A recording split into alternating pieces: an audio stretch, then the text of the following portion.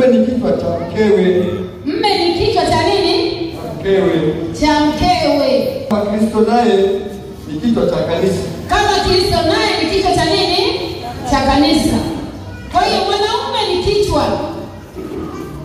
Na kama ni kichwa, uonekane kweli ni kichwa chenye akili.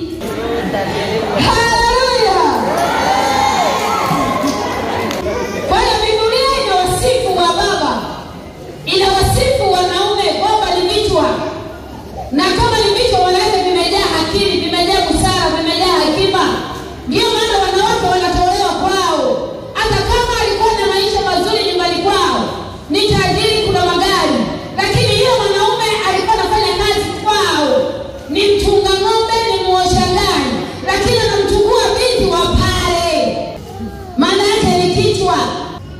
Binti anaondoka, haangalii kula vizuri, haangalii kulalia godoro, haangalii maisha yoyote, yeye anaangalia kufuata kichwa. Kwa hiyo kama ni kichwa, tukiona kichwa kweli, tuone mwanaume anajali familia yake.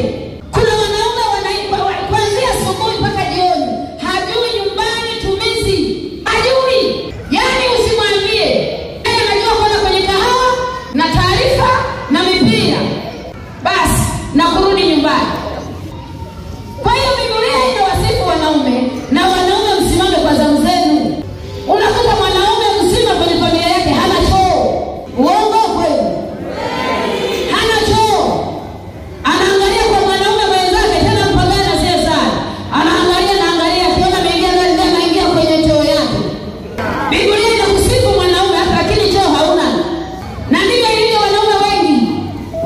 Yaani hapa Msako ukija hapa tulipo, kuanza kusaka vyoo, wanaume wote wanaishia Shetani. Anategemea mama auze vitunguu aje ajenge choo. Na Biblia inakusifu kwa mwanaume ni kichwa. Sasa hicho kichwa kinafanya nini? Halo? Makofi ya wanaume yanapungua. Ya wanawake kimya. Kama vile kanisa limtii Kristo, Hivyo wake nao wawatii waume zao. ndivyo